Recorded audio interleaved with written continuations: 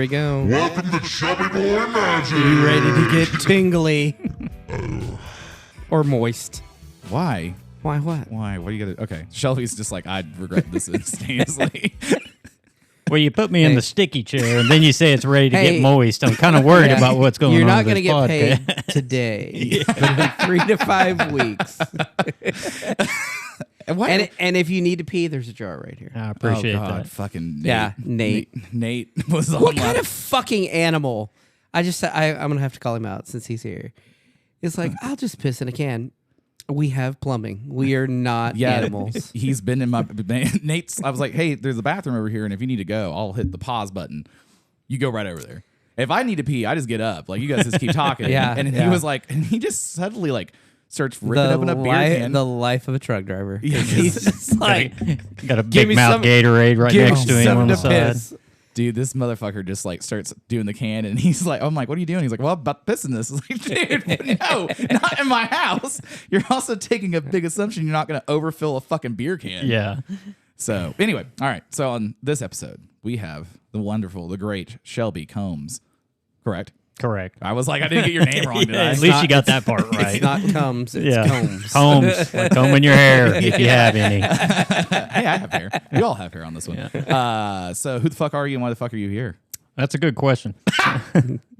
Now, like I I said, mean, you're the one that fucking asked him here. Yeah, yeah. I schedule everybody. So I figured you wanted to talk about a little bit about OKC Chop Shop and Yes. just motorcycle stuff in general. So. yes, and also you've lived quite the life. You've been all over the world. You've done some cool shit in the military. So Got to get around a little bit. I was one of the lucky ones that got to move around. yeah, So. he gets You were a around. stewardess back when we could call you a stewardess. Yeah. You could smoke on flights. I was Not like, that damn old. I was like, wait. I was like, did you really work as a stewardess? No. I was like, well, all right. But mean, he we did. We did smoke on flights, but we weren't supposed to. He was in the Air Force, so he was a stewardess. Yeah. I know. I was in the Air Force. You were also the chair force Sorry, over here. Chair Yeah, Force. flying yes. a chair. Yeah.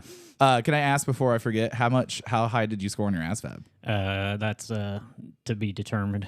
So I don't even remember. Do you remember what you got on your Spanky? Yeah. What was it? So it's All right, low. no. I know I it was- scored high in mechanical, so It was high. So there's like 5 different scores. So people that say, "Oh, I scored, 100." Okay. Yeah, that's where mine's at. But I scored high enough. I got in the Air Force, and I got what I was not a cop.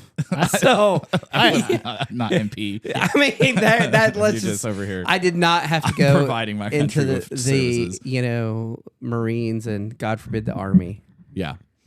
yeah, I had to retake mine when I went to the recruiter's office. So apparently part- I slept through it in high school. So yeah, shit. yeah. yeah. Were you guys The best part about the whole thing is MEPS, where you have to show your butthole and duck walk Do across the the duck room. walk. Because it's like what skill? I never once used that. I mean, showing you your didn't butthole. show your butthole? I mean, showing your butthole. I was like, yes. he shows his butthole all the fucking time. Yeah, We have t-shirts that say it. that is a skill. But the duck walk, it's like, what's the point What? of that? I'm not unaccustomed to that. Still not. Yeah. I don't know. Yeah. And it's always a civilian doctor that's like 190 years old Yeah. that just stares at your nuts while Yeah. you're doing it. You're Yeah. just like, does this need to be any more uncomfortable? Drop your pants, mother by mine. Turn your head and cough. You're gonna feel like prick. Oh, Tony. Mine is not Tony. I know mine is. You can let go now. So when I went to Metro Tech, they made us take the ASVAB, and like I scored like 95 out of whatever the fuck it was. I remember we always took it in high school. So, and they always told you, hey, this is for the military. Yeah. It doesn't really matter. So I probably abacadabbed all the way down it. Yeah. And then when I went to MEPS, they're like, I don't know how you can get negative scores on it. So let's try this again and actually try.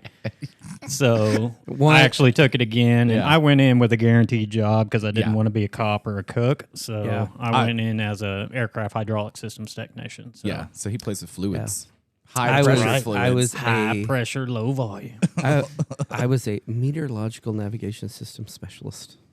A weather wizard? bitch? Yeah. a weather bitch. A weather bitch. Oh, Yeah, I cannot exactly. wait to call you that. Exactly. So Like when I went in for Metrotech, they made me take it because the government who funded all, or not fondled, but funded all that. And then They have done their share of fondling. yeah.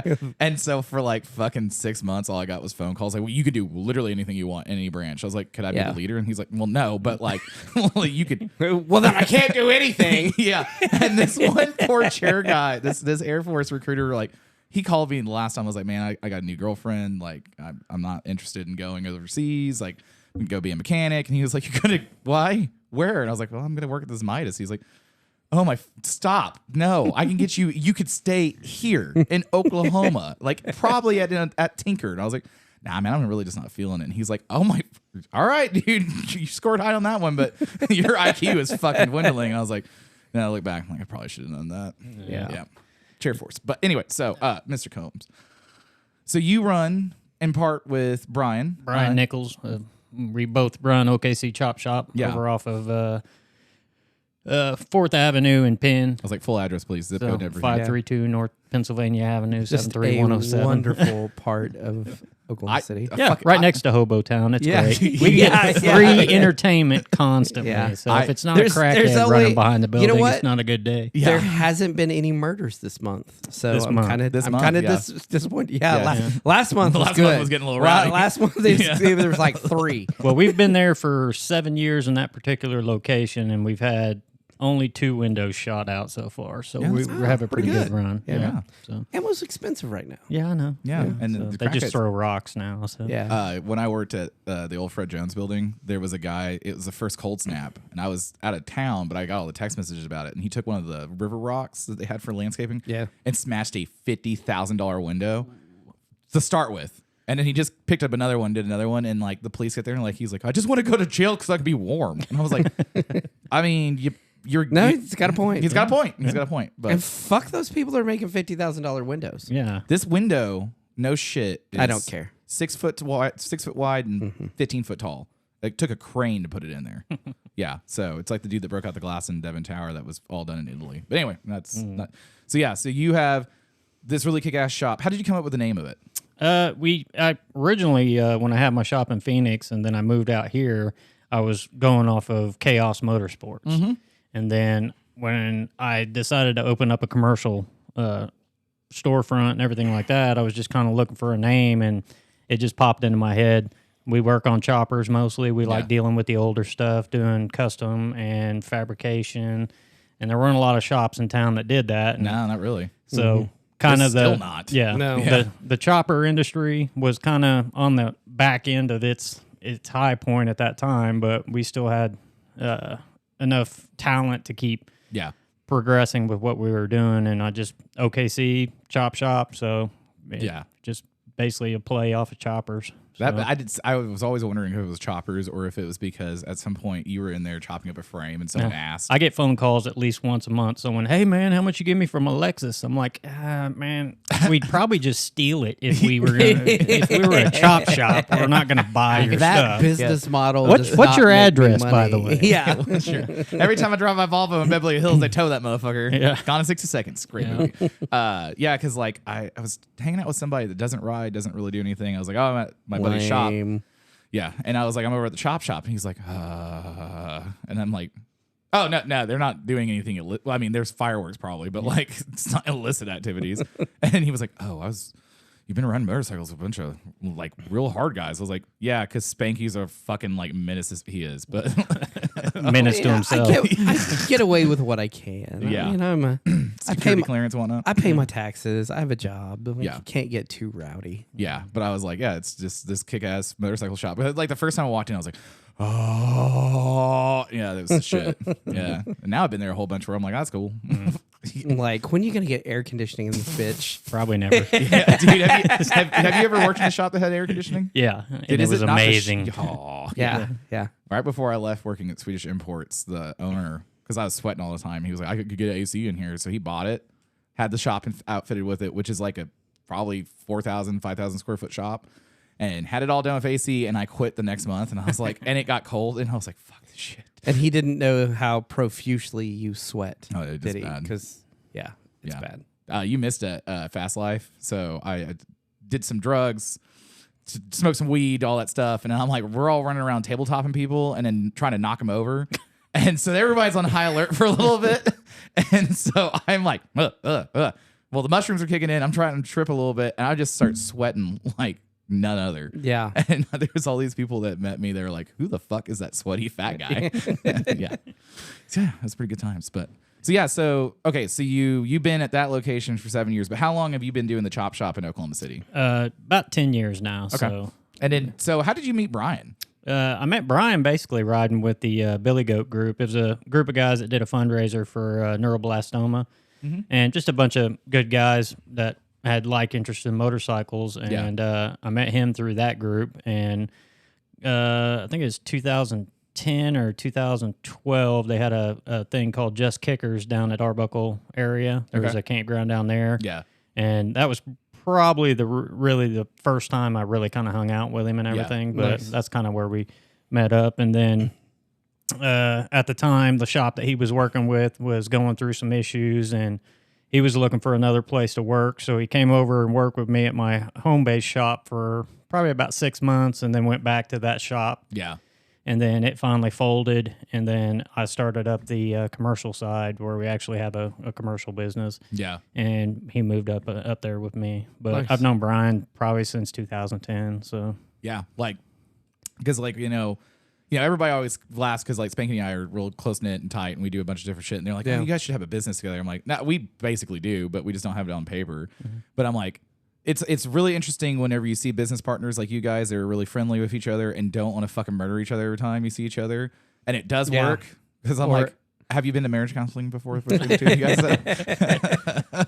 we're both kind of eccentric in our own ways. Brian does Brian things, and I do my things. Yeah. So I do when I suggest people to go to your shop. I'm like, here's the number, call, get a hold of them, and then they're both cool, but like Shelby's really quiet, Brian's really quiet, but when you get him talking, like you're gonna be like, them some cool dudes. Yeah. Weird, but cool. I'm like, also same. So yeah. So Brian's definitely a music nerd, and we egg on him about that pretty bad. Yeah. But he's a metalhead. he's in a Christian death metal band, I know. Yeah. which I'm like, how the fuck does that work? Yeah. So, But he is a music nerd, but he is an amazing fabricator, and whatever Yeah, whatever he you does. want made, he can make it. So. yeah, and that's the thing I appreciate about the shop is like he can make pretty much anything, or probably figure out how to make it, and then you can fix pretty much anything. Yeah. So it's like it's just that nice combination where it's like, and I've been over there and seen bikes go from your station area over to his station area back and forth. Where I'm like, that is some actual shit happening there. Yeah. So, but yeah. I do a lot of the mechanical. I do a lot of the tune and service. Just that's the way it worked out. Brian likes fabricating. I can make metal stick together and bang it into shape, but he can make it actually look pretty and perform. You're so, like, I can make a circle thing, not look circular. but I'm the hammer guy, and he's a little bit more of the sculpting type of guy. Yeah. So, but Yeah. I can beat stuff into submission when I need to. So. Have you ever fabricated your own fuel tank before? I personally, no. Brian's done quite a few of them. Yeah. Does he do it with the pad thing and then the big ass hammer where he's fucking pounded on a stool and shit?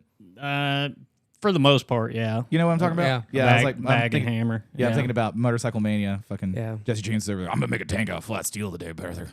So It's better. It's easier with an English wheel. yeah, Just dude, I'd roll fucking, it. And, yeah. Yeah.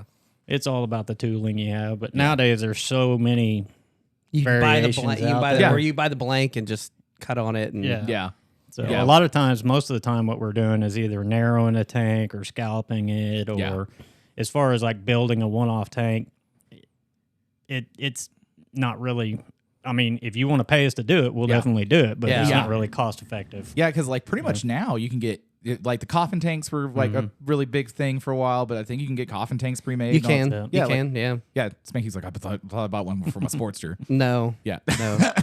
I've thought about a hardtail for like 30 seconds, and my back was like, no. It does take some commitment. Oh my yeah, God. yeah. Yeah, when Some fucking kidney belts and lots of pain pills and Sweet. We're on the way out to go get everybody burrito, and he's like, "We gotta find a Walgreens," and I'm like, "Okay." Dude. Yeah. And It's, then he it's, run- it's bad. Waddles inside, and he's like, and he comes back out, and he's like, he just, Hey, I did the Husky Kid shuffle. yeah, you did, and he comes in, he gets in the truck, and he just, bop, bop, bop, bop, pills here, and I was like, All right. So I was like, I know you got them. Like they're probably good because they're from Walgreens. I think we're in Amarillo though, so yeah. So your background with motorcycles is very interesting though, Shelby. So yeah, I started riding when I was about 4. I think my brother got the JR50 when I was 3, and I got it passed down to me when I was 4, and he upgraded to the next one. And I started riding dirt bikes when I was 4. My mom raced dirt bikes in the 70s under what they used to call the Powder Puff series. That's so rad. And my dad was a flat tracker. yeah, which is crazy. Yeah. At the time, they owned a shop here in Oklahoma City that was called That Place Suzuki. It was an actual Suzuki dealership over off of Agnew in 23rd, I believe. And then they also had a Husky dealership over off of MacArthur. Which you said this to me the other day, which I thought was cool. If you find a Husky from back in the day, more than likely your parents sold it. Correct. Yeah. That and Hodaka. They were the importer for the Hodaka motorcycle. So if there was a Hodaka in Oklahoma, it was probably sold by my parents. Yeah. Which is just cool lineage to think about, like that. Yeah. Your family has been in the industry and riding motorcycles that long, and still love them. Yeah. Somehow motorcycles are a pain, but like you guys are like, they're still pretty fucking cool. So what are you currently riding? I've got a 2023 Lowrider ST, the Fast Johnny. Yeah. Tell me how much you love the pig. I don't like the pig. The pig's got to go. So, it'll be the first thing to get painted over. So probably this winter, I'm going to take the tank off and have it repainted. I'm going to get Cal to do some paint work for me to match the tour pack and everything. Yeah. Nice. That's my turnkey bike. I always have one that, hey, if I want to go to California tomorrow and I know I want to get there and I don't want to have you guys come pick me up in New Mexico, I jump on that one. And you don't want to have him exactly pick you up. Yeah. Why? I did great. Yeah. Hey, I've got quiet. a 4-hour range. If it's Amarillo, Dallas, up into Kansas, Topeka, I'm down. I fucked up. But once it's like, hey, I'm in Arizona. I fucked up because I jokingly at OFR was like, for Fast Life, I had the trailer because Caleb took it down there with the scooter on it. And then I just always kind of have everything. If I have it, I might as well have it set up, just ready to go. My dad was a truck driver, so it gives him something to be on alert for, which makes him feel like he's got something going on. So I had told, and we almost needed it for everything. We've almost needed it. Yeah. We met an Australian guy, and where the fuck was that? I don't know, Mexico. Good. Land of Enchantment. So this Australian guy has a Ultra Glide. I don't know. He had a Harley. It was Ultra Glide. I don't know. Fuck. I don't know. Yes. I don't know one. And like, so he's riding from Texas over and doing Route 66, and he's like, "What are you guys doing?" I'm telling him about it, and he's like, "You need to get better fucking friends, mate." And I was like, "They're actually pretty good friends." He's like, "You need better fucking motorcycle ones." And I was like, "That's Harley shit." But I told him before he left. Glen Rio, New Mexico. There you go. I sent you the picture from the bridge at Russell's travel stop. Yeah, because I was like looking. That has just the Ramdinimus shit car museum and motorcycles inside it. Yeah, I'd highly suggest it. But I sent you the bridge of the over I-40 where I was like, I could just run out in the fucking highway right now. I just trip it in today. So, but like I said, I keep that one at the ready just because I always like having something that's reliable, and then everything else I own. Well, yeah, I've got the KTM also. I was like, the KTM's ready to fucking rock and roll. I've also got a 78 Hodgepodge shovel head that I blew up in Sturgis 2 years ago, and slowly been putting it back together. So it'll go back together here in the next couple of weeks. Nice.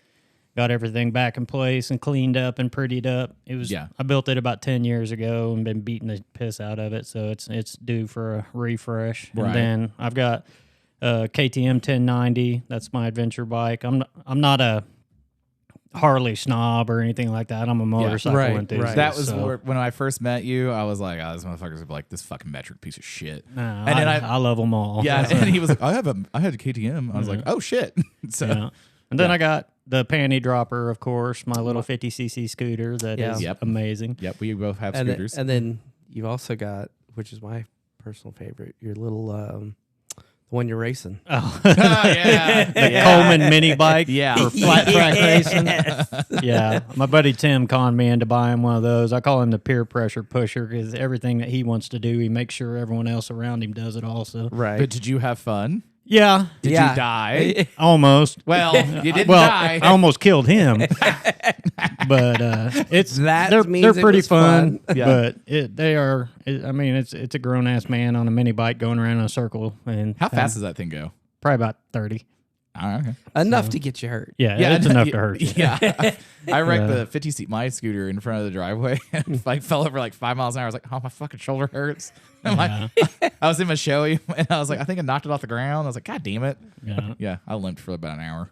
And then I've got a couple other bikes in different states of disrepair in the shop. So, Yeah. but I've always got a couple of them that are in the works of being put back together. But my main is usually either the KTM, the Shovelhead, or my lowrider. Yeah. The lowrider's pretty sweet. Yeah. Like, yeah, it is. when I first saw you got it, I was like, that's fucking cool. And like, I like the Fast Johnny color scheme, but yeah, the pig's kind of fucking lame. Yeah, it is. I understand the significance of the pig not being a Harley Yeah, owner, but yeah. still, it's like, fuck. I like the Fast Rat that somebody did down in Dallas. That did come out good. Yeah, because it was a Fat Johnny, but it was a Fat Johnny? Fast Johnny. I was like, fat. Fast Johnny. And Yeah. Get it fucking right, Harley owner. Well, it had the rat fink on it. Yeah. Oh, that's pretty fucking They cool. took the pig off. They and took did the pig rat off fink. and Yeah. put the rat fink, and then instead of blue and white, it was like that neon green Yeah. and white, and color scheme on it was I thought was a lot better. Yeah. I mean, that's one of the big things is like when the Diablo came out, that was like the first Harley I really considered. And I started looking at how much those motherfuckers were. I was like, Yeah. why? Yeah, they're They- going to get you for them. And Yeah. all they did Yeah. with that one was change the paint scheme and put a stereo in it, and Right. they raised it $5,000. So. Right. Yeah. Well, and then, Well, then dealers were adding like 10 just Harley tags. Just Yeah. because yeah, like I think I got quoted, like, what was it, 40 or 45 for that one I looked 47. Yeah. So I was like- it's what we got quoted because at? Yeah. we were like, wait, what? It's like its MSRP is like Yeah. 29 or 33 or something like that. And I was like, what? Yeah. Well, it's number whatever. It's not number one, the last number, or 666. I don't give a fuck what number Yeah. it is because like I know which ones I want and which ones I would pay that much for. And then the next thing is if I spend that much money on a motorcycle, probably not gonna want to ride the motherfucker. Yeah. Yeah. Yeah. Harley's been coming out with some decent paint schemes here lately, and That new root beer one looks pretty good. the new Tobacco root Fade? beer one is good. Yeah. The Tobacco Fade is good, and the Oh yeah, the root beer. Diablo, Yeah. are probably like that. Tobacco Fade really had me like Questioning some Man, life decisions. let me crunch some numbers and see what I could do. But yeah, at the end of the day, it's lowrider with paint job. Yeah. So That was my thing with the Diablo. I was like, I could buy a lowrider and just have it get it painted. and painted. have it Have it have a painted to one off. ma- yeah. and Yeah. have it really done the way I want it. Because I was like, you know, the Crossbones, they did the skull and all the pinstriping, and that was all hand done. And then on the Diablo, it was just paint job. I don't think they did any hand paint on. No, So they didn't. and this like fucking okay. Now I will say this: I've never had a motorcycle with stereo on it. Our buddy Ricky Sanchez, Dirty Ricky. Yeah, He was riding next to me on the way back from OFR, and he has a 120th edition Street Glide, and it has a stereo in it. And my phone wouldn't connect to my Senna and all the shit. But I listened to his stereo when he would. I was like, "Don't get too far." Oh fuck! I actually like that song. I was like, I'm surprised you could actually hear that motherfucker when you're on the bike. Yeah, those new ones are actually really nice. I've done a couple of them on the STs. They integrate pretty easily, and they're pretty easy to install. It takes a little bit of work, but you got to depin some connectors and add some pins and Yeah, stuff. depending some connectors, man. That's downfall yeah. some guys. Yeah. yeah. Yeah. So whenever we first met you, Spanky needed to have surgery done on his Sportster, Sporty Spice, and thankfully you were able to help him out with because it'd been on the lift as long as I had known him. 7 years. Yeah, 7 years. And Yeah, he wasn't counting. Been up in the air. But it was one of those. I was like, I'll get to it. Yeah. And then I'd dabble a little, and I'd be like, yeah, okay. Yeah. A year later, I'd be like, I probably need to do something with that. And then I kept going like, well, you got one bike on the lift that doesn't run. You should get it running. And then we met you. Well, and then I got one that ran, and so I was like, yeah. I could work on that one, or I could go ride. And so, Right. yeah. I think he chose correctly. Yeah, correct. I Yes. did. Yeah. I did. Or you can work on that one and break the one you're riding too. Like, There you go. that's Yeah. usually I that mean, way. I will Yeah. say, the ideal Harley situation is have two, because one of them's always in one of them's As I always fucking am well aware of. And I mean, Yeah. it's not. Honestly, it's not just Harley. I know, no. know, I picked up a Yamaha V Star today that was broke down in Yeah. front of the on-cue. So But it is nice, like you know, like the Sportster, it's like, I'm gonna rip around town. You know, take that one because it's, you know, it's 1200, so man, it rips around It town. moves your It's- fat ass pretty well. Yeah, it does. Yeah. And I mean, back in the day, the Sportster was, I mean, living up to its name. I mean, it was a quick bike. They were light. They had a lot of power, and that's the reason why people liked them is because you could rip around town. You didn't have to pull a bunch of stuff off to make them fast. Yeah. Right. Well, it's not like a Road King, or not Road King, but a Road Glide and all that stuff. Or, yeah.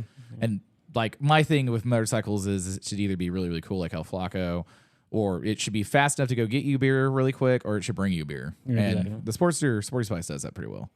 Yeah, I don't know where I put the beer, but yes. Yeah, no, it gets you the beer pretty quickly. and Yeah, brings it get back. me to the beer. Yeah, I don't know where you probably put it on the tank, but Bungee cords are a Bungee Harley cords, guy's best friend. Yeah. So you know we started talking to you, and you're like, yeah, I can fix your Sportster. And Yeah, I had made the decision. I was like, I am never going to finish that. Like I am never I'm not. And so it's like I need to pay to have that done because I was like, I'm tired of looking at it. And we kept wondering like who would do it. Well, yeah, because it's older bikes. You are limited on, especially around here. If you're not doing it yourself, like there's not a whole lot of people that are working on. And that's where we bikes. kind of specialize in, because I mean, you can go to nowadays if it's not a twin cam, Harley's not gonna help you at all. exactly. They won't Any- even roll any- an Evo across the floor. So. Anything over 10 years old, from what I was talking to up at Iron, if it's over 10 years old, they do not have to work on it. Yeah. Even though it's Harley, it is their choice if they decide to take it. And other than doing a tire change or an oil change, they're probably not going to help you out. Yeah. And we get a lot of our business from those guys. They'll be like, hey, we're not really interested in working on it, but hey, we know these guys down here. Yeah. Give them a call, and then they can. So, and we get a lot of our business. 90% of our business is word of mouth. We don't hard advertise because both me and Brian are busy with other things. We got multiple things going on all the time, so we're not always at the shop. Yeah. So we do a lot of our work by appointment only, or if you give us a call and it's something we're interested in, we'll definitely take care of it. Yeah. Well, in that model, you know, when I was working as a service tech, because I, thought, everybody, doors are open from 7 o'clock to 6 o'clock, and it was appointments were fucking laughable because like, I scheduled an oil change or I'm supposed to have the tires come in, but they never get there on time. But then I've gotten a bunch of friends now that have professional shops with automotive and different repair shit, and they're going to appointment based only. And I thought that was going to be like detrimental to them. And he's like, nope. Like most of them are all pretty much on the train of that works really well for them because it helps them schedule out their day. They know what's coming through the door, and then based on what they're doing, because I have some exotic car guys I know that like they charge basically an inspection fee for you to bring it in. Yeah. Just to retain so you know that it's coming in. So, because you'd be surprised exotic cars. Well, that too. And you there's a lot of times that if you got the doors open 24/7, you'll walk into a trap. Guy comes in and he just drops the car off on you, and it's not something that you can fix at that time. Right. And then they're all, the waiter's going to wait. Yeah. Because everyone's like, well, I got to go. I'm like, you got to fucking wait. Yeah. Being a kind of a specialty shop working on what we do, we do have a good customer base and clientele base that we work with, and we'll work with anybody. Yeah. It's just we try to stay in our lane. Right. So we're not the shop to call if you want your CB750 engine rebuilt at the beginning of spring. Yeah.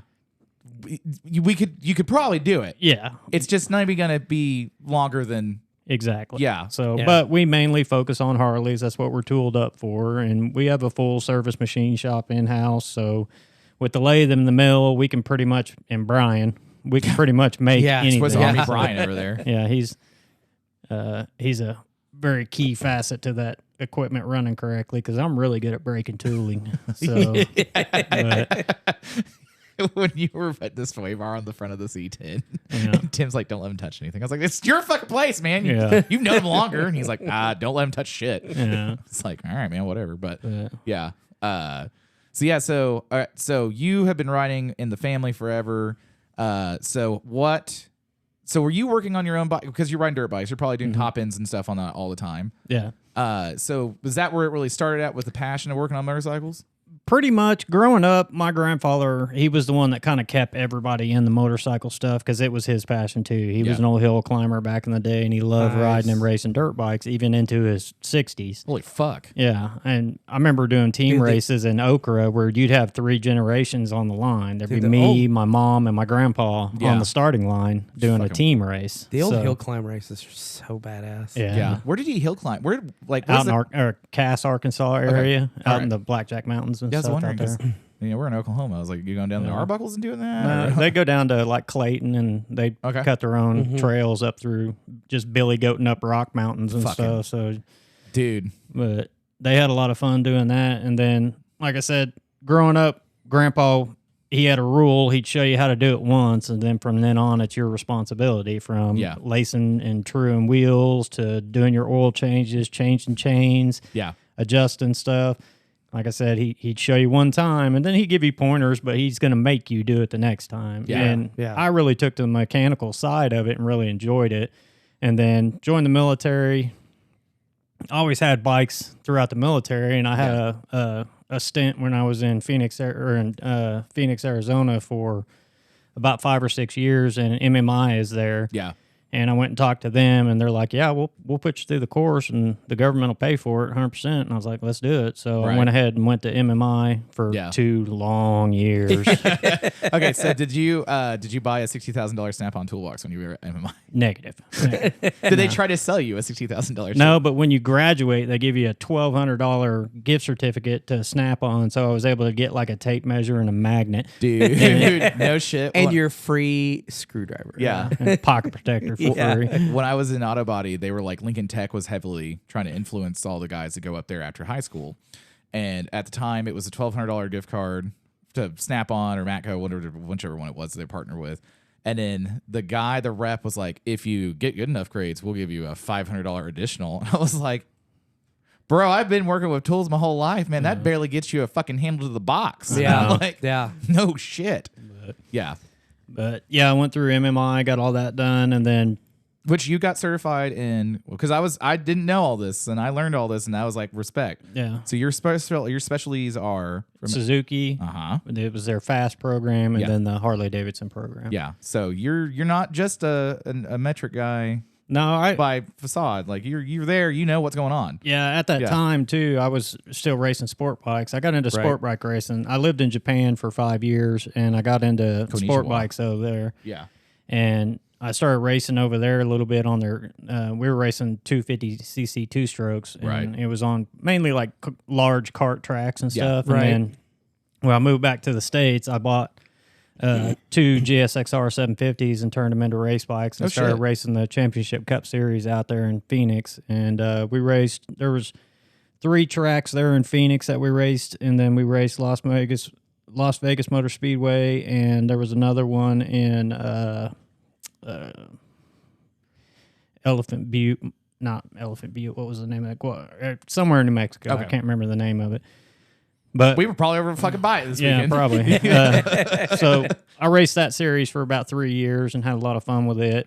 And then I got the opportunity to enjoy racing. And I was always a Suzuki guy. I liked the GSXRs. And while I was in MMI, I was like, I'll take their fast, which is their Suzuki technician course, and took it. And then I did the Harley course too. So. Yeah. Which one did you prefer at the time taking the course of, Harley or the Suzuki? The Harley one was really basic, so once you go through all the aspects of it and stuff, the Suzuki, I mean, because Harley, you have old tech and new tech, so you get a little bit of both sides, and then the Suzuki, both of them are kind of geared down to putting you into a service. Yeah, as like a lube tech. Yeah, so they don't really get too heavily involved in them. Like we did some dyno work and stuff like that, but it's as far as MMI, it's a stepping stone to get you into the industry. Right. So you're not learning the tricks of the trade or anything like that. Paper towel trick on the fucking chain ring. Yeah. He's like, check this out. I'm never going to do this, but check this out.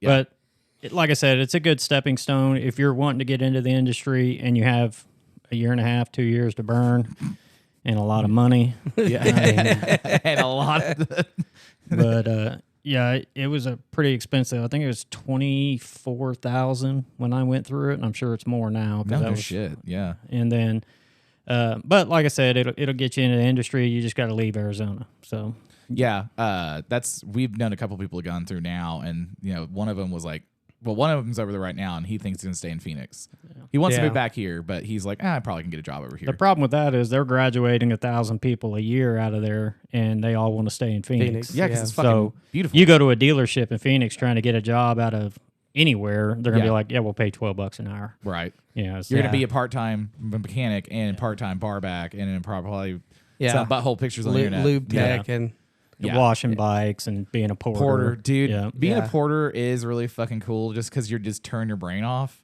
until you hit something, or you scratch something, and then you gotta get really man, I don't know, this bird came out of nowhere and scared shit out of me. And I just I can't. I was a kind of quasi porter for a little bit. Cars are really easy. I can't imagine being a porter at a motorcycles place, because I've met some people that are like, oh, I was one. I was like, do you ride? Fuck no. I was impressed with your gay porn star stunt. Your gay porn star stint that you had. Oh yeah. I didn't see those videos. I really don't want you to. You really don't want to. Yeah. High schools. After high school, I had to do what I had to do to get by. But $20 is $20, right? $20. Fuck, man, $20 is $20 today. The guy I helped move from OnQ that works at Maxie's is like, is there anything I can do? And I was like, no, you're fine. Don't worry about it. And then in the back of my head, it should have been like $20. But so you went through MMI, and then. So, you were still in the military when you were doing that? Yeah, I was still active duty. Okay. I enlisted in 95, and I stayed and retired in 2016. And I did that while I was active duty, and that was grueling because my daily schedule was wake up at 5, go to the base, do PT, work until about 3, go home, take a nap till about 4, get in the truck, drive to class. Class started at 5:30 and got out at 11:30. Fuck, dude. Yeah. 6 or 5 days a week for 2 years. So you have no life. Yeah. So you're just hanging out, just fucking. If you don't like the kids that are in your class, you're like, fuck. Yeah. And we had some pretty entertaining classes. So, but I mean, we had guys that were fresh out of high school all the way up. I think the oldest guy in the class was like 65, and he was going through it with his son. He was retired, just wanted something to do. Can you imagine being that goddamn bored? No. No. Yeah. I'll find something to do. Yeah. I got other ways to burn money. Yeah. So then I'll take up golf. I won't go that far. I have a set of golf clubs, and I just every time I'm like, I'm not getting into this shit. I'll sit in the cart and drink beer, but that is the shit. Yeah, that's an excuse to drink and drive and race and wreck the golf carts. Yeah, because it's like Days of Thunder. You're Robinson racing. If I'm paying $30 to ride in a golf cart, I'm wrecking that. Oh yeah. So I've flipped several. Where's my cart? Check the pond. Yeah. What the fuck? You take it back and it's like, and all wobbling, and you're like, just park it and run. Right. I was at Lincoln Terrace over on the east side doing driving range with my buddy, and we hear this, "Fuck you," and then just crash. I look back, and this dude swipes another golf cart and then ruins another one as he's doing it. Like, see, that's the America that I love. Yeah. This is America. So I T-boned my buddy one time, and one just like came over a little bunker thing, and he was right there. Was he in a cart? And yeah, he was in a cart. I was in a cart. T-boned it, and it was like total just wham. And the front tires got like lodged over each other somehow. And like, so we're sitting there trying, it's like. Get one of the clubs to use the pry bar. Yeah. And this was before the ones had like, now some of the new ones have like GPS and crash sensors in them and could tell like. Take all the fun out of it. Yeah. Like you're. This was America. They're like, you're driving like an asshole, disable. Yeah. And, I mean, probably saves them a lot of money. Yeah. Probably. Yeah. But keeps people from me like playing polo out of the golf carts on the course. Yeah, that's so much fun. It is, yeah. Playing what? Polo. Yeah, somebody drives or you drive, and you have your golf club, and as you come up to your ball, you just swing. You don't stop. You're like, what? And you speed golf for polo. I was like, what? Yeah, dude, I want to go play that. Or you get people in the back and you go skiing, so you hold on to it, you drag your feet while they drive, and Like until you And hit then a when rough, they catch traction and face yeah, plant. yeah. But yeah, so we had to like get a. Well, we found like it was like a ball cleaner and like yanked it up out of the ground and like used it to wedge in and like pop them apart. It busted the fender of one, and then we stuck that thing back in the ground and kind of just parked it where it was you couldn't see it. And yeah, that was I just think about this away. from the business aspect of when you're talking about the investments, and they're like, well, we only need to buy golf carts probably like once every decade because people will take care of them or respect them, and maintenance. No, and you don't need to really think about the body work on it because we're at a golf course, and then just assholes are out there like fucking bam, Days of Thunder. Got hoodlums like us running around. Dude, there's a guy somewhere over around the corner that has a golf cart, and it's one of the new ones, so it's lifted up, and I've only seen it a handful of times because I'm pretty sure he rolled it the other night because he comes down my street and he's fucking flying doing like 40, and then I hear him go down to the next intersection, do a donut, and I'm like, when am I gonna hear it? Because I'm like, waiting for it to dump. Yeah. And then I heard him go back down that way, and I heard what sounded like a dump into the bar ditch, and I was like, yeah. Thought about going over there and looking, but nah. yeah, golf carts are the shit. Yeah, they're fun. Yeah.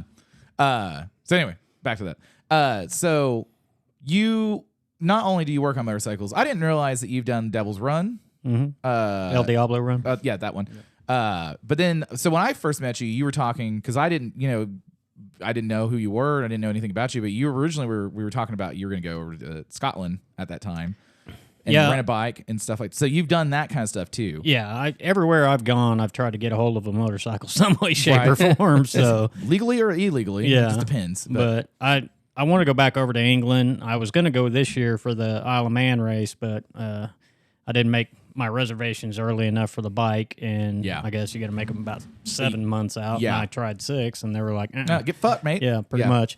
So I'm going to go over next year and go ahead and enjoy that. But plans to spend about 3 weeks over there just kind of cruising around Scotland, just getting smashed drunk. So. Yeah, booze cruising, man. Yep. And that's when I figured out you like Scotch. And I was like, you're in the sheriff for fucking besties now because she fucking loves Scotch. So of your motorcycle journeys, like that stuff, what is your favorite one that comes to mind that you've done? I did one a few years ago. A buddy of mine, we went to Born Free out in California for a couple of years, and my buddy Jimmy never got to go. Okay. And he's like, man, I really want to go check Born Free out, but I want to see a bunch of other stuff. And I was like, if we go as a 2-man group and we just crush miles, we can see a bunch. So we left out of here in June to go down to Born Free. And the only time we touched I-40 was from here to Amarillo. Okay. Once we got to Amarillo, we headed south, went through Roswell, New Mexico. Nice. Went through all of New Mexico, down through Butte, went up to Tombstone, Arizona. That was Tombstone. It was cool. I bet it was. Did you at any point go, I'll be your Huckleberry? Which is not actually the wrong line. I figured that out the other day, but anyway. I'm your Huckleberry. Thank you. You know. Yeah. Yeah. But we hit Tombstone and then rode through Yuma and then rode across into California and rode up to L.A. and went to Born Free. And then from there, we left out of L.A., rode across the desert, which sucked. I bet. Through Searchlight in the middle of June, just blazing ass hot. Okay, so question about that. At any point in time, did you think about flipping it from doing day riding to night riding? Not really, because we were kind of on a time crunch. Yeah, okay, that makes sense. So we were trying to pack in as much crap as we possibly could. Okay. And we're like, man, it's 150 miles. It's wet down a bandana and just hammer down. So, okay. And what bike were you on when you were doing this? I was on a lowrider. Okay. 2014 lowrider. Okay, cool. And then, so we bombed across through Searchlight and then went to Vegas. And from Vegas, we went up to Bryce Canyon in Utah.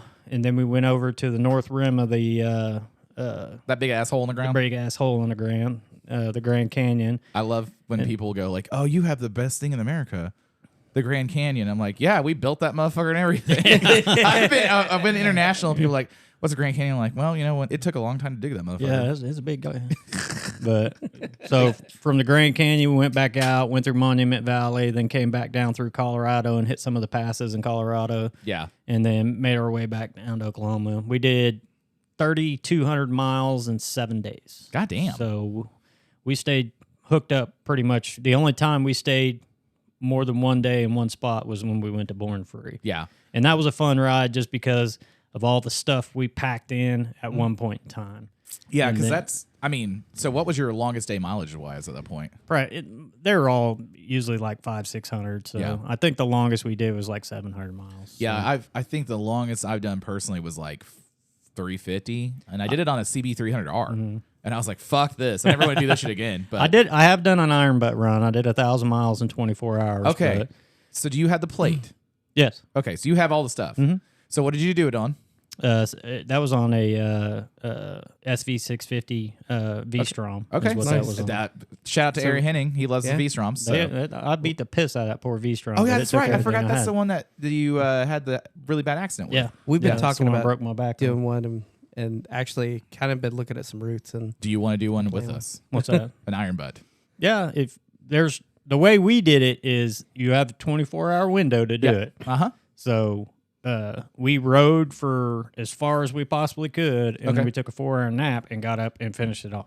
Okay. so we're looking There's different branches of it. There's a straight through. There's Yeah. 1,024. There's yeah. so- We were looking at the two we were looking at was the iron butt, so it's 1,024 where you can as long as you do 1,024.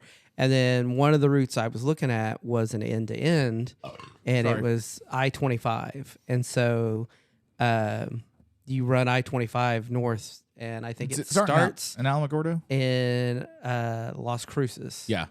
And it runs up into Colorado somewhere. Colorado, Or Wyoming. Wyoming. It and- just goes out of Colorado into Wyoming. You go through Yeah. whatever's north of Denver and then you go up that way. And it ends up being like 1,050 or, just a Yeah. little over. And I was like, oh shit. So you would end up doing both, and it kind of covers, and it would be. So how did you prepare for yours when you did it? I got on the bike and went. There you didn't- go. So like I've heard it two different ways. So like one of my buddies did one. He did one from East Texas all the way to West Texas. They never put a foot down, so it was for a show. And he's like, we prepared. He did it on. He likes doing the right things on the wrong bike, which he will outright admittedly tell you. But he was like, I fitted a bunch of ergonomic stuff to make it easier. So did your V-Strom have cruise control? No. So you were just, was that him barking? All right, never Probably. mind. No, I think it's Yeah. that. Yeah. Okay. So did you planned a route basically to go? So where did you go to from? I did a big loop around Arizona. Okay, so you did it So- when you were in Arizona. Yeah. Okay. So basically, I went as far east, then south, Uh-huh. and basically just did a big square around Arizona. So I looked at doing the rubber stuff I gave you. I planned it out to do an iron butt, never leaving the state of Oklahoma. Yeah, it'd be easy to do. Yeah, because basically you start in the city and you go down. I think it was Altus, and then you go up by the Panhandle, and then you basically finish over by it's like Broken Bow. Yeah. So then you catch a cabin and all that stuff. But so Yeah. did you? How long? So did it take you the full 24 hours to do the 1,000 miles? No, we got done probably about an hour and a half early. Okay. So- and then you didn't go because part of the iron butt is you're not supposed to break the speed limit, right?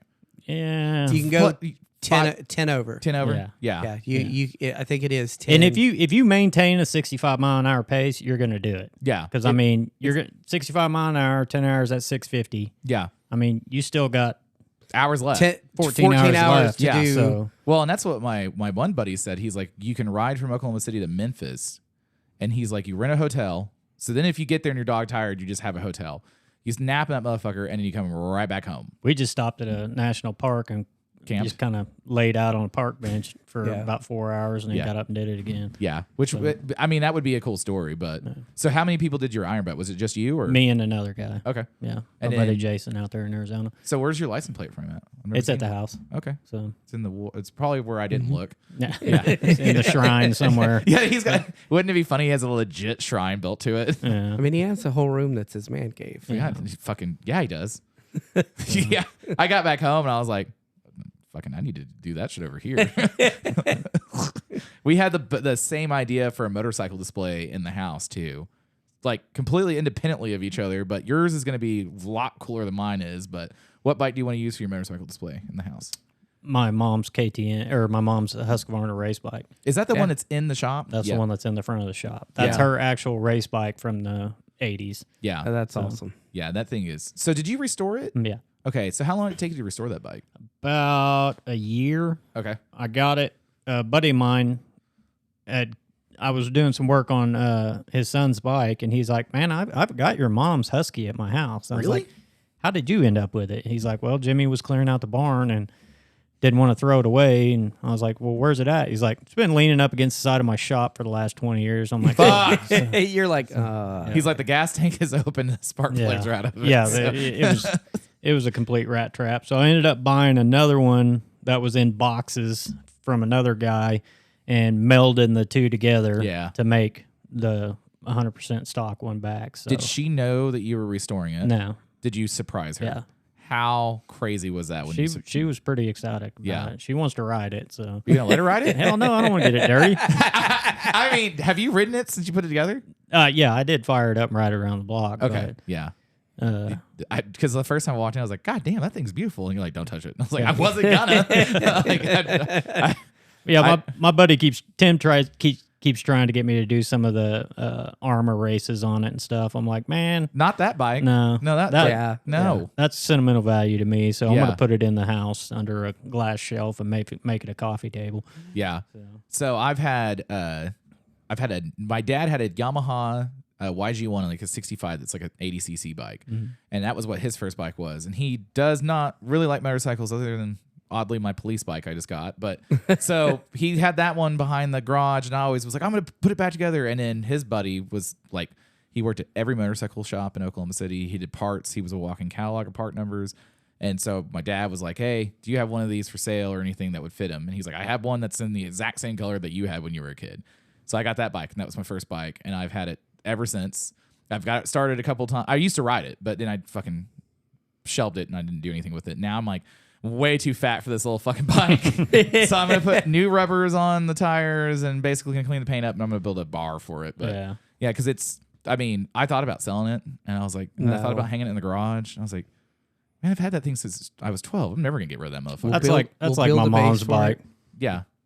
So I'm gonna put it in the house. I've got her old racing jerseys from when she was racing on the Huskies, and her Suzuki jerseys and her old helmet. And I've got my grandpa's old helmet and boots and his motorcycle pants and his race jerseys. So it'll all go into that little shrine, basically. Yeah. There are people who are like, is your mom with us still? And you're just like, yeah, she just came over and signed it. I made her help me lift it into the house. She's like, "Move, I'm riding it up in there." That's what you should do. Yeah. You should let her ride it into the house. She'd probably wheelie it and loop it out. Yeah, no shit. So Moppin, you've seen on Any Given Sunday, right? Is it Any Given Sunday? That's the right one. You've seen it, right? The original one? Yeah. And then so his son directed the second one or the third one, whatever we're on now. That was the one I saw the first time. But the first one I watched again, and it's a fascinating documentary about motorcycle back in the day. Right. But you told me that your mom, there's a scene, and you're like, oh yeah, she knows everyone in this scene. Yeah, all those flat tracking scenes back in the day, they all kind of ran around together. That whole scene was kind of melded with each other. So, I mean, if they were riding through Oklahoma and stuff, a lot of times they were hitting some of the races here in Oklahoma. And my mom was running around doing the powder puff stuff. Yeah. And so, they would go to Dallas and do expo races and stuff in Dallas. And my aunt also raced in the powder puff. There's another shop here in town, A&A Cycle. Sharon, she used to race flat track. I didn't know and that. she and my mom used to race flat track. She was one of the fastest female flat trackers around. Yeah. And she was really good. And everybody always kind of shit on the flat track guys. And my grandpa hated flat track. That's why he hated my dad, because he was a flat tracker. Why? Why did he hate the flat tracker thing? He just didn't think they knew how to ride.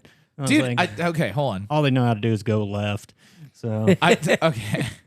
You know more than most people, but have you ever watched a flat track race, Spanky? Yeah. Like it's very complicated, and the balls that it takes to be a quarter inch away from somebody, just like whap! Like just hucking it into a corner, and then your ass end to swing it out. You've got your foot either dragging, not dragging. Like the steel plate on the bottom of the boot sole thing, the hot shoe. Dude, all that shit. I'm like, they might be turning left, but it's like NASCAR. They do turn right a little bit. They gotta make sure they're avoiding the next accident. But I met some guy. I'm trying to remember where. I've slept since since then. We're in all as an editor's note. Spanky and I are both fucking exhausted because we went and stayed for Burrito Bandito. 22 hours nonstop. 23 hours. Well, But you were 23 hours. I was 21 and a half. Bitch. And so I told him, but as we're coming in to... It's about 4:30. I was like, as we got to El Reno, I was like, I can either take you back to your house after we drop off his bike, or we can have your wife pick you up at my house because it's along the way. And he was like, oh, I'll just have her pick me up. And I was like, I'll finish the journey on my goddamn own. And then then yeah. all of a sudden he's like, yeah, I wanted you to come get me. All right, I'll just take you home too. So I had to run him up to his house and drop him off. I was like, I'm never getting out of this goddamn truck. Yeah. When I closed the door last night, I got out, I lit up a cigarette, and I was like, I don't want to be in that motherfucker for a while. So, yeah. But yeah. Good times. Do you remember? No, I was giving you space to remember his name. I met some guy somewhere. We started talking. It was an older guy, and he was used to be a flat tracker, and he's like, oh yeah, I know so and so and so and so and so and so. Yeah. And this family, and we used to ride, at this track. And I'm like, you're like, I don't know any of those people, but that's cool. I'm like, that's cool. The flat track community is a real tight knit. Yeah. A lot of those guys, and a lot of them are still out there riding too. I mean, I'd go out flat track with Tim, and there's guys that are in their 70s that are still going out there and throwing a leg out. So are they doing them on the mini bikes now? No, they're still full size motorcycles. Yeah, they're doing it. They have a vintage class now. Okay. So yeah, a lot of that was like that guy that used to come to bike night. Edmund Bike Night. Doug? Last year. Yeah. With that had the 1200 XR. Ooh, okay, so I didn't know this, but I do want to. So there's a limited amount of Harleys I actually like, you know, and I didn't realize the Sportster 1200 XR was a specific made one. I thought he had done that on his own. So it's the flat track kind of looking. Yeah, they made a retro looking XR 12 or XR 750, but it was I think it was a 1200. Yeah, his is a 1200. Yeah, XR 1200. Yeah, so he restored it. Yeah, because he got it and it was all fucked up, and he kind of straightened it back out. And I thought he'd taken a Sportster and cut it all up, and he was like, and I really wasn't getting what he was saying because every time he talked to me, I was like, "What?" I'm like, huh? Yeah, the XR 750 is a completely different animal. It's a purpose hand built race bike. So which is fucking nuts. Yeah, they start off a jumper box. I mean, they don't have any of that. Yeah, anything that doesn't make it go faster is not on that bike. Right. So, and I mean, they still hold their value. You're going to pay anywhere from 30 to 35 for a good running XR 750 to actually race in a vintage class. Yeah, so, be competitive in it. Yeah. Yeah. I tell you where there's an event I'd like to go to. It's What's in that? Italy. Italy? It's in Tuscany region. It's called Wheels and Waves. And you sent every this to me. year. Yeah. It's the vintage hill climb race where they race all these old bikes and they race them up. Kind of like a Pikes Peak style, but you're right there on the ocean. That'd be really cool. And It's actually, I'm like, I'll have to find the reel and send it to you because it was really fucking cool. Yeah, It'd be right up I'm your like- alley on that. I'm like, yeah, that would be a nice Here's what we do. trip. Boys trip. So we go into Rome. We rent Vespas. But we get old proper Vespas where it's shifting up on the handle. The old 252 strokes. Yeah. The Wasp. And then we ride that motherfucker down up to Tuscany. I don't know. Up to Tuscany. Yeah. And then watch that. And we can hill climb them if we get the right insurance policy on them.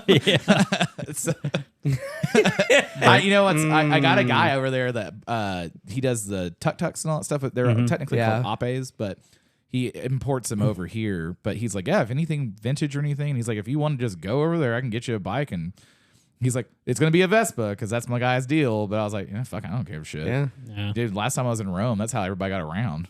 Yeah, it happens in October, like the beginning of October, I think, every year. Be a good wedding anniversary trip for myself. That's a good time to be over there. Oh, dude. Yeah. Perfect I remember being in Venice, and I think it was probably May or June, and it was just miserable. Yeah. Dude, it's so bad. We went over in October, and the water had risen up quite a bit. Or you talk the sheriff into buying her villa. Fuck. I don't want to talk about this anymore. I'm over this now. Okay. And we have just a place to stay. have a place to stay and base out of. Yeah. I was like, I got to figure out how to buy a house in fucking Italy. I'm like, oh, they're cheap. No, they're not. I know they're not. Two words. Butthole pictures. That's I think buttholes is butthole. Butthole is one word. Okay. So I didn't know how much racing you did in Japan when you were over there, and I don't think a lot of people have probably heard about that. So, what bike did you race when you were in Japan? It was a 250, but I had a GSXR 250. okay. So, what year was it? I think it was an 89. Did you buy it turnkey prepped, or did you fix it, or did you do all the prep and everything for No, it? I bought it from a company called Red Baron. They sell all kinds of generic motorcycles and stuff over there. And there's actually a lot of two-strokes Yeah, that don't make it to the United States. a crazy amount. And there were a lot of two-stroke sport bikes because MotoGP Yep. still had the 125 and the 250cc two-strokes. Yeah. So everybody wanted one of those for the streets. And You had the NSR 250s Yeah. for Honda and stuff like that. Oh yeah, And I'd seen this one at one of the dealerships there in town, and I bought it basically just for fun. And a buddy of mine over there that owned a shop, he told me about this kart racing circuit that they go out and he was running shifter karts. And he's like, they run those sport bikes out there too. He's like, you ought to come out. So I went out and started running around the circuits out there, and it was like I said, they were large kart tracks. yeah. So Right. you have room and apexes and Yeah. Did they have elevation changes or was it No, all not flat? really. They Yeah, were pretty okay. much flat. Yeah. And then so we started doing those probably 4 or 5 times a year out and running those, and it was fun. And then just running up through the mountains and stuff in Japan. So was yours a street legal bike that you? Yeah, would- it was so you street legal. Tape the lenses and all that stuff Yeah. up for the okay. Yeah. And then so was that your primary bike you had when you were in Japan? No, I had a 98 GSXR 750 over there also. cool. Okay, and then yeah. my wife at the time, she had it was a Honda Shadow. Shadow, but it was I was good. I was fucking it was around. it was a 400. Okay, yeah, because they have weird yeah. CC sizes when you Yeah. get outside of the country. Well, they're each CC size has a specific license. Yeah. So you have to start out up to like 125, then you can progress up to 400, and then Yeah. you go to unlimited. But she wanted to get into riding. She went and got her license, and we got her that 400, and we rode all over Japan, Yeah. just back and forth. So were you on the 750 when she would be riding the? yeah, Okay. yeah. And she hated it because every time I'd take off, I'd have to pull over and wait for about 45 minutes for her to catch up. Yeah, no and then I'd shit. get yelled at. Yeah. So Now that was so I had a CB300R. That was the Neo Cafe one, and I had it for I don't know 3 years, 2 years, Yeah. and I love that bike, but it was getting a little small. It was good size, but it was getting a little small because it was like, man, I can zip around the city on this. But they have that same chassis that goes from a 125 up to it's a 400 outside the States. We got a 300 because there's a 3 and a 4. And it was interesting to see everyone else. Well, I got this because this is my first bike I can have with my license. Yeah. And I was like, we should have a license because no one should be able to go into buy a fucking Hayabusa. Yeah. And they're like, I've Yeah. never ridden before. Like, you're going to die today. I'm 14 years old. I'm going to buy a Hayabusa. Yeah. So, Maxie's had a Busa, and I was in there getting some parts or some shit one time, and there was a guy looking at it, and he was like, I've never ridden before. And I was like, Yeah. And I was like, that's the I- perfect bike for you. Yeah. I started out with that, and I was like, I had a buddy that it was yeah, his first Paul. bike. Paul. Yeah. He Yeah. bought a Busa, and I'm just like, you bought the fastest production motorcycle. production Let me go ahead and buy a piss missile and go ahead. And, yeah, yeah. He had it for about 2 months and was like, I'm gonna kill myself on this. And it's like, yeah. even on that 750 Gixxer, I think you're still looking pretty fucking good. oh on that yeah, goddamn it, thing. Oh, yeah. it was Yeah. a death weapon, definitely. Yeah. So Yeah. once I started racing, I was like, yeah, I can't ride this crap on the street anymore because I know what they'll do and I want to do it. So, Yeah. Yeah. Well, and that was one of the things. There was an article I read a couple years ago. It was all these guys had been doing leaders sport bikes forever, and they're getting older. And they were like, well, we're riding the lower series. They're riding like 300, 400 cc's and stuff. And they're like, we're Right. not going as fast, but we're fucking shit up because now we have like definitive laser accuracy. So he's like, I'm pointing the motherfucker and hit an apex exactly where I want it, not go wide. Yeah. And he's like, the guy was like, deadly accurate. And he was like, the old series, the old guys are all racing now in this series. They're like, man, we're all fucking rubbing each other all the time. Like, get the fuck away from me. So where did you live at when you were in Japan? I lived in a town called Akiruno. It's right outside of Husa. It's about 20 miles north of Tokyo. Okay. It's a Yokota Air Base is right there. Yeah. And then Husa City is the town that Yokota is in. Okay. And I lived just across the river from it. So just across. Did you have a little garden that you had, like with Zen garden with the trees and the bonsais and all that stuff? no, I would have killed him if I had him. Have you ever had a bonsai tree? I can't keep a potted plant alive in my house. Mine are all so plastic. That's why, yeah. Yeah. But no, I had a nice little house over there. It was pretty fun.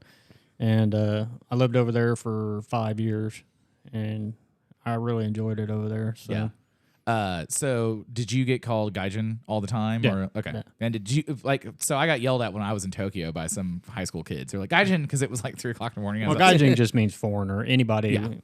it doesn't matter if you're not Japanese, you're a You're gaijin. Gaijin. Yeah. And so Yeah. they said it with like some spite, and I had a cigarette, and I was like, "What?" And they were like, They're very spiteful people. Yeah, I know. I found out, but they were cool hanging out with Yeah. them. They're like Germans, though. Everything is very Germany. proper, and there is Yeah. a process for everything. And if Yeah, you and- don't do it, the process, the way, because Americans are kind of like, yeah, I fly by the seat of my pants. You know what helped me out with not being in the process? Being a ginger. Yeah. Because I was Yeah. like a fucking novelty to so many. I had so many old ladies who were like, "Konnichiwa," and I'm like, "Hello," and then they would take a photo with me. I'm like, "I fucking sure. I should start charging people." Yeah. I don't know what a respectable amount of yen is for this. Izakaya, did you have a bunch in your town when you lived there? Yeah, they were all over the place. That's where we always hung out at night because Yeah. most of them were open 24 hours. Dude, So. the 24-hour one's the Yeah. fucking Yeah. shit. And it was cheap food. So, Dude, so fucking cheap. So what's the best Izakaya meal you had when you were over there? I'm a big ramen guy. I still Same. love ramen Yeah. to this day. And then the beef steaks were always pretty good. It's basically Salisbury steak. Yeah, but it's But- fucking, it's dope. Yeah, Yeah. they bring them out on those hot plates, and it's amazing. Yeah. So When we were over, it's good drunk food too. dude. So we got back from Tokyo from Japan, and then Shelby was like, "Oh, you fucked up. This is how you usually do it." Because I was like explaining how I was trying to get us to a train. Right. He's like, well, they stop. What is it? Stop at 3 and they go back at 4. No, they stop No, at they stop midnight. They- Midnight? midnight and Yeah, start at 4. Yeah. And he was like, "Yeah, that's when you go drink until 4, and Yeah. then you go back." And I was like, "I don't know. Sheriff would be involved with that, but there was a couple times where because the highballs, they were Yeah. every time I went somewhere, they're like, "Oh, highball." I got pretty fucked up on some highballs. Yeah. Chew highs were my thing. You could get them out of the vending machines. Yeah. So, but yeah, when we'd go downtown Tokyo to party and stuff, we'd usually leave at about 10, 11 o'clock at night. Yeah. Or we go down to Yokohama. There was a big bar down there called Gas Panic that everybody wanted to go to. Yeah. We'd wait till the Kitty Hawk left when all the Navy guys were out of there. Yeah. And then we'd go down there and party. But yeah, I mean, like I said, you go down there, you know the trains are going to stop, so you just Yeah. party till about 4 a.m., then go try and catch the first train and get back home. So Yeah, that was we didn't get that. And then one night I was like, we're gonna hit the train station. Google fucking failed me. I was pretty fucked up, but I was like, we gotta walk over here. We gotta walk over here. I Yeah. could not find it. I called an Uber, and then the guy was like, drunk? And I was like, very much so. And he was like, oh, okay. And he took us back to the hotel, and he was like, do you need help getting to the room? And I was like, nah, bro. I'm here. Like, you got me to where I needed to be. I can figure it out from here. I just couldn't figure out how to get the 40 fucking minute drive over here. yeah. So that was that. Tokyo being because we've been like you've been traveling forever. Like Yeah. you've been to some pretty big. Like Rome's huge. Paris is huge. Yeah. London is huge. Tokyo is fucking massive. Yeah. Yeah. It is. I mean, you could spend days and never leave the main hub of it. No so- shit. And Yeah. then each little suburb area, like Akihabara, is where you go for all your electronics and stuff like that. Yeah. And Yeah. then main downtown Tokyo is where you go to look at all the buildings and go to the Spire and stuff like that. And then you get your party districts like Roppongi and stuff. Yeah. So Next time I go into Japan, we're taking you with us. I'm just gonna like these I'm are down. tour guide. I'm yeah. down. Yeah. Go find me another ex-wife. Yeah, we got him. You had told me about yellow fever, and I was like, what the fuck? was funny when he.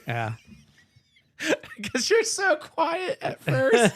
And I remember that like the second or third time we kind of hung out with you, I was like, I don't think that guy likes me. And you're like, Spanky's like, it'll be fine. Yeah. And I was It's like, like he just doesn't know you or Brian when you would come out, you Yeah. would just like sit there you're like, hello. and you would talk to a couple of people, but it was more like, and Yeah. it's like, then you don't talk to anybody, and then Which I understand because it's me. I'm like, and I will I'm say, alive. I will say, we have been privy to Party Shelby, and Oh, Party fuck. Party Shelby is a good time. Okay.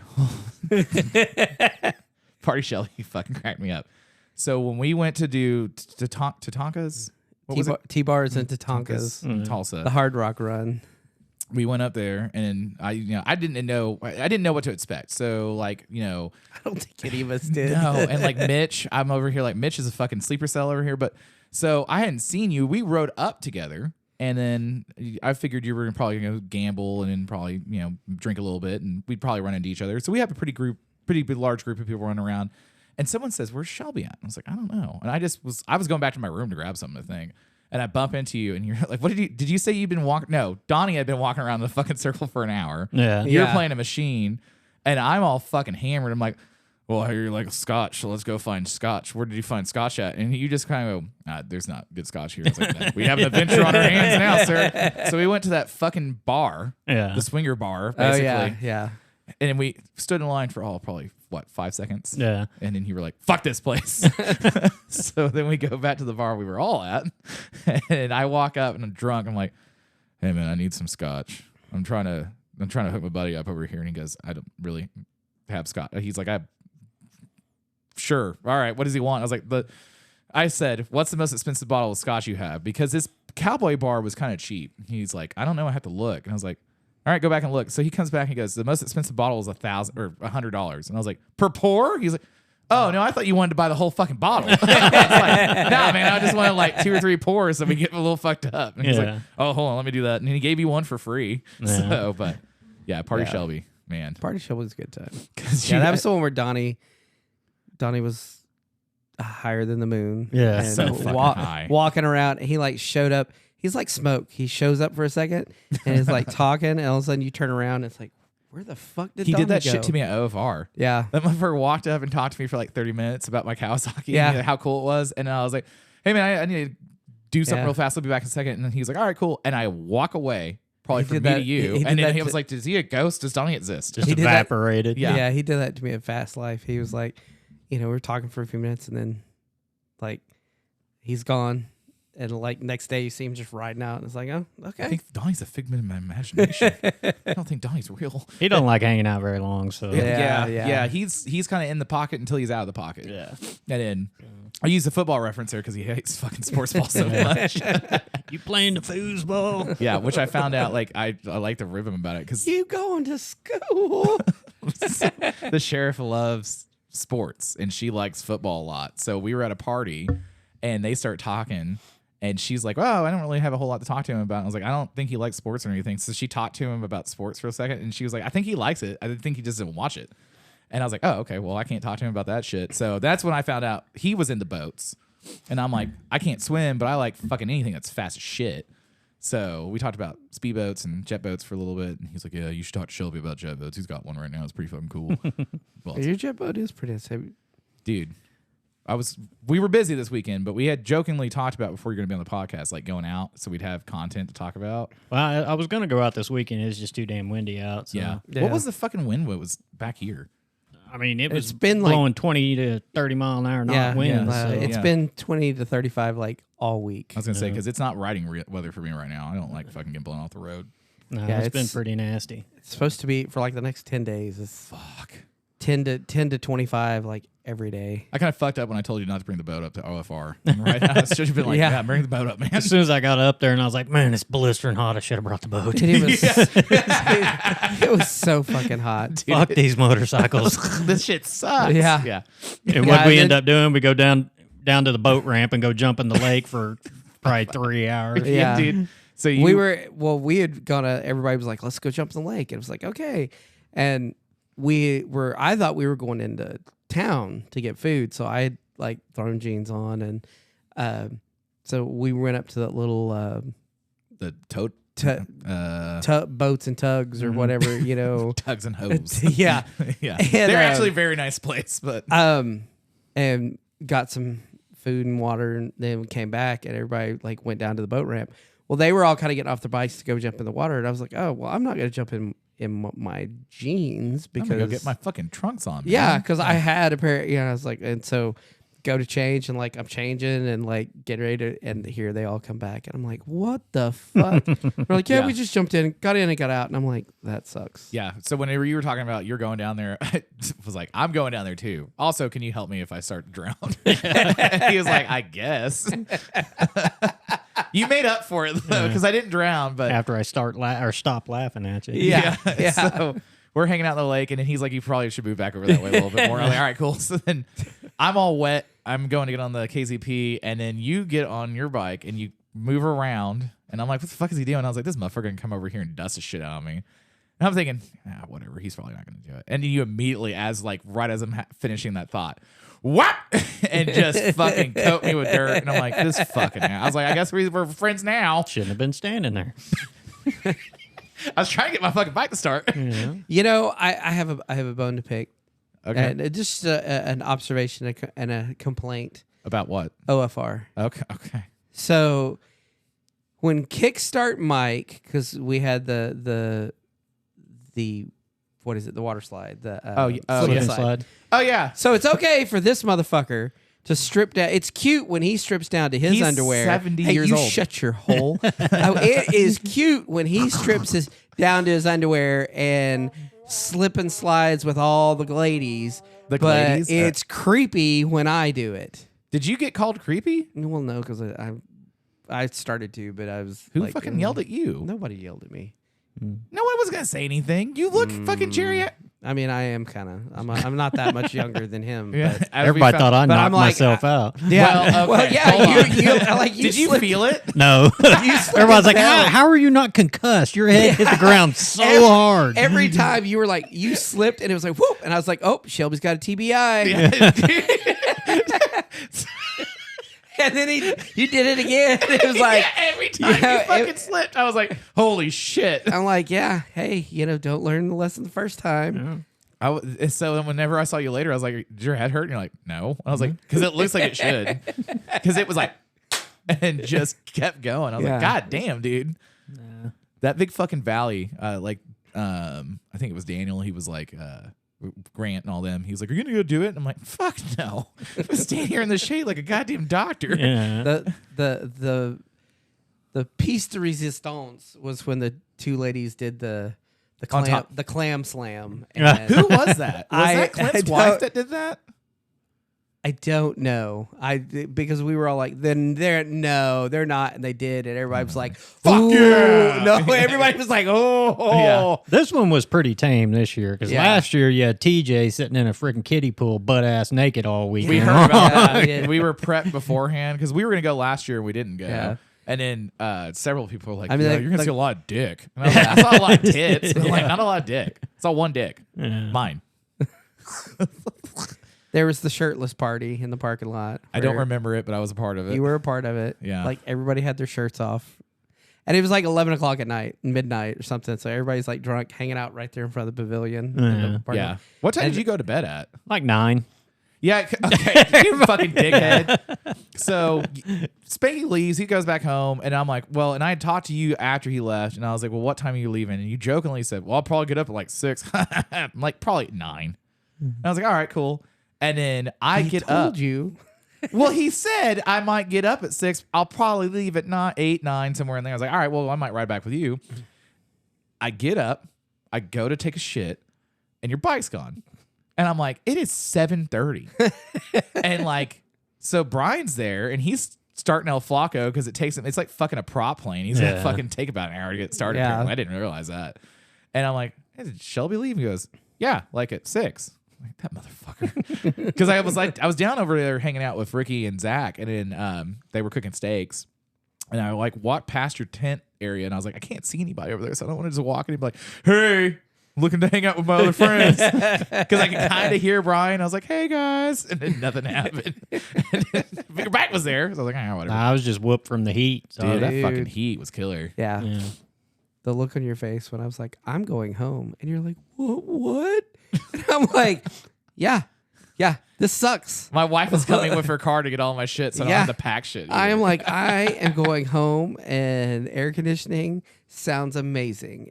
I bought all that camping gear. I'm going to use all that goddamn camping gear. I mean, I'm going to use I don't it. mind camping. I use all mine. But Yeah. It was- I'm an early riser, so Yeah, and I didn't even, I had like, so the first night, I probably had 40 fucking low point beers. I never even got I did drunk. not realize they were low point. And, that was next time I will know to bring like non-alcohol, like water. Just Because it was like there were so many parts of the night. I'm like, fuck, I just want a bottle of water. I want a Gatorade real bad. There right is now. nothing.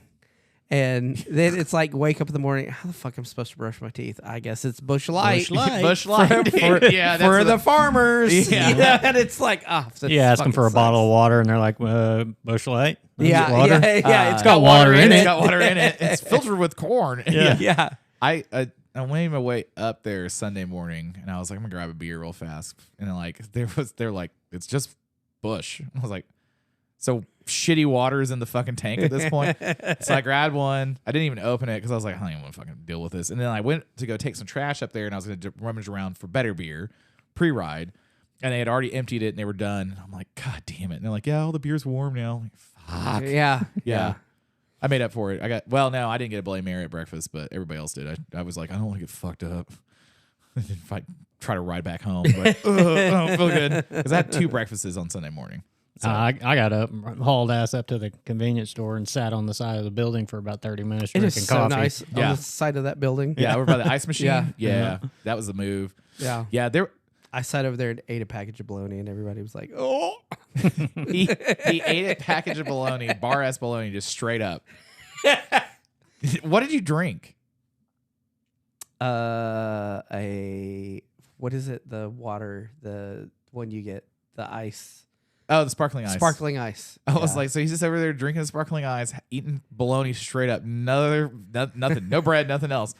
And then he gets to one part and he takes a fucking slice of bologna and just who'd you fling it at? I slapped it because burrito was laying on the ground. Oh, yeah. And he was like, because I opened the package. I was hungry. Like, I didn't want chips or, and anyway. So I take out like 3 or 4 slices, fold them in like a bologna taco, and I'm just chowing down on it.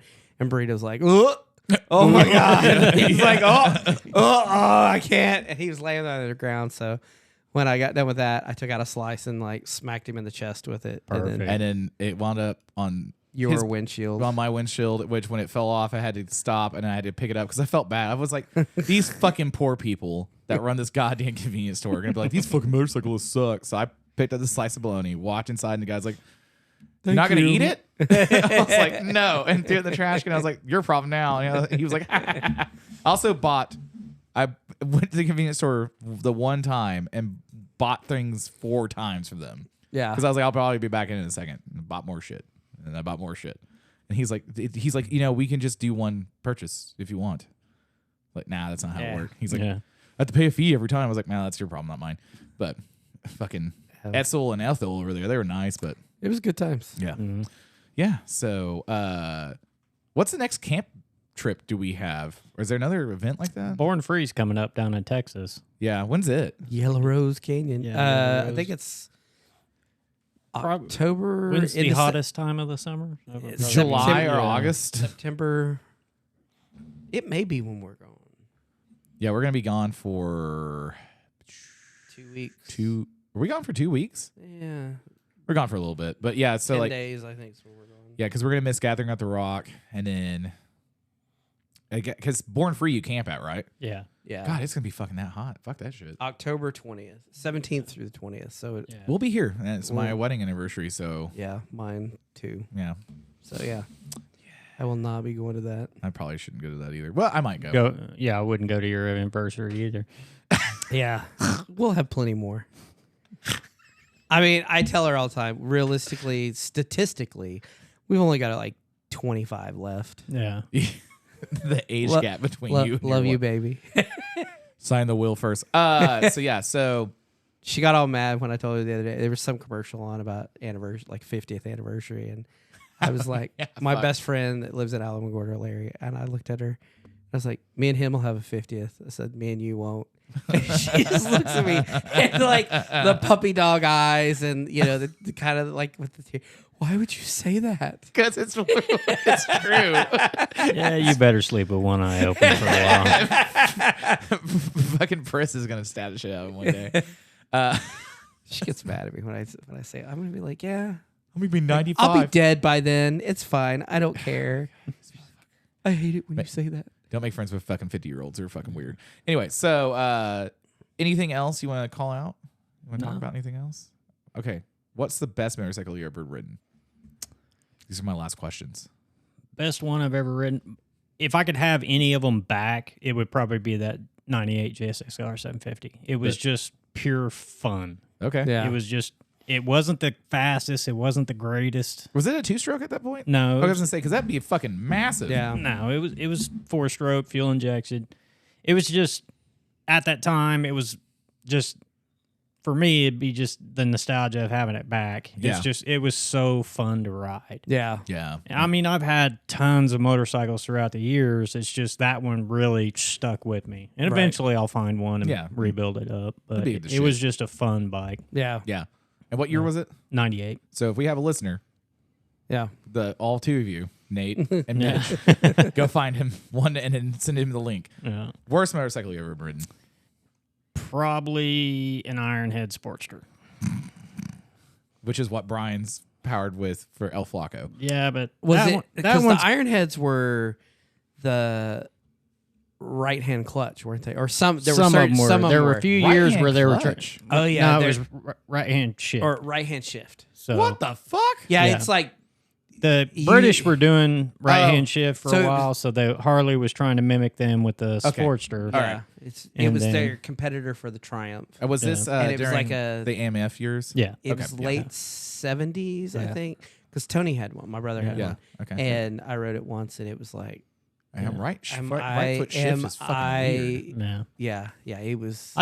That one that I had so much trouble keeping it running. It was just, Yeah. I mean, His was that way too. If you had to love on it every single day, and like it was a like This is where the Harley unreliability jokes come from. Yeah. And then they stay with him by being unreliable. well, those AMF bikes were trash to begin with. They Yeah. started just stamp stealing everything. So AMF never updated any of the tooling or anything. Yeah. So throughout the years until Harley bought them back, their quality just went to shit. I mean, if you got a bike that's leaking on the showroom floor, you know you got an issue. Yeah. Well, and that's when there was when I was a kid, there was a guy that was like, oh, I have a Harley, blah, blah, blah. And he's like, my dad's like, okay, well, what year's your Harley? Thinking it's going to be, like maybe a late 50s, early 60s bike.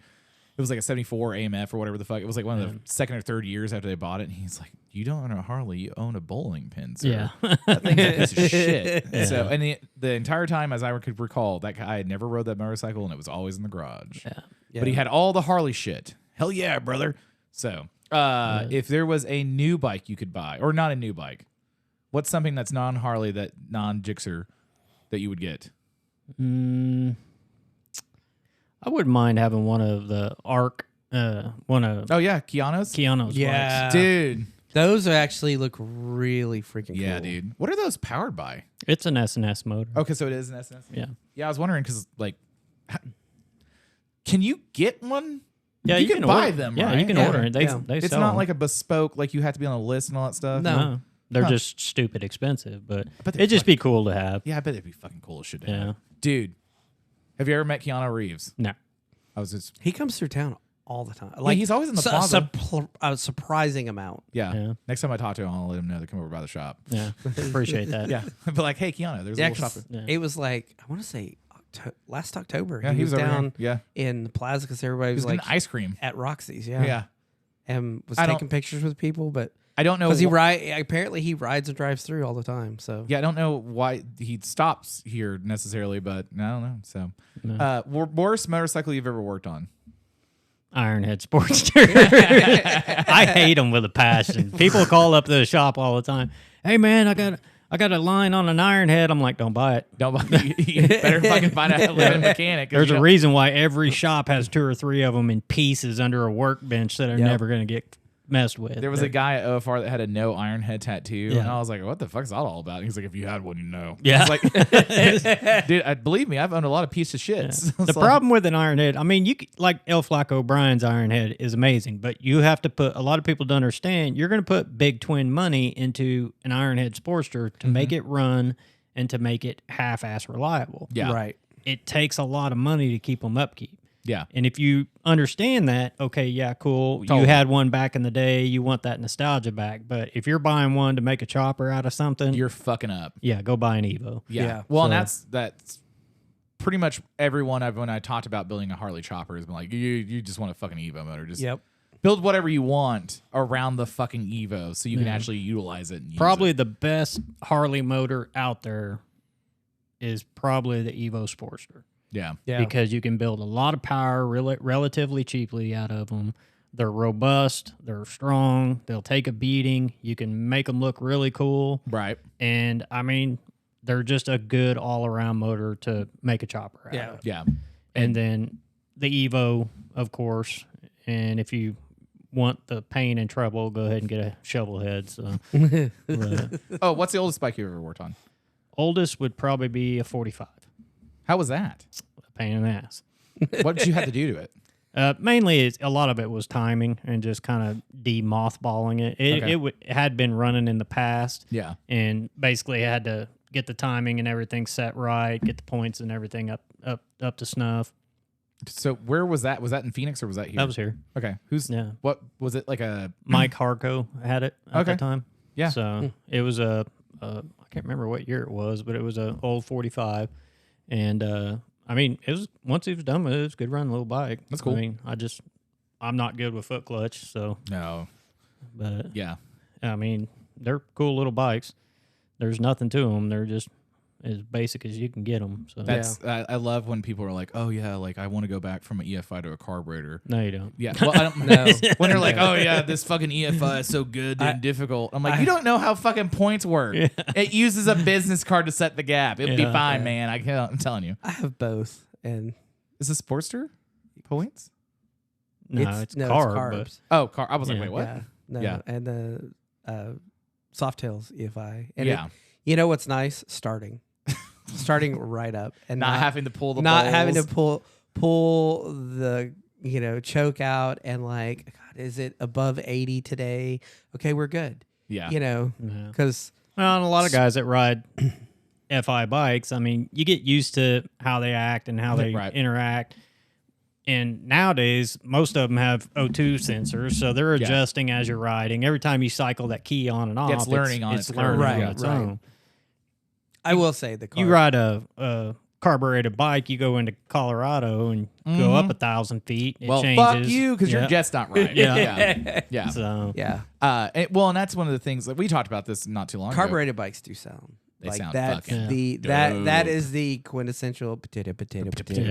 Yeah, I fucking love the carb sound on the KZ, Yeah. and then even on the scooter. yeah. The scooter, I'm just like, God damn, this fucking scooter will never die.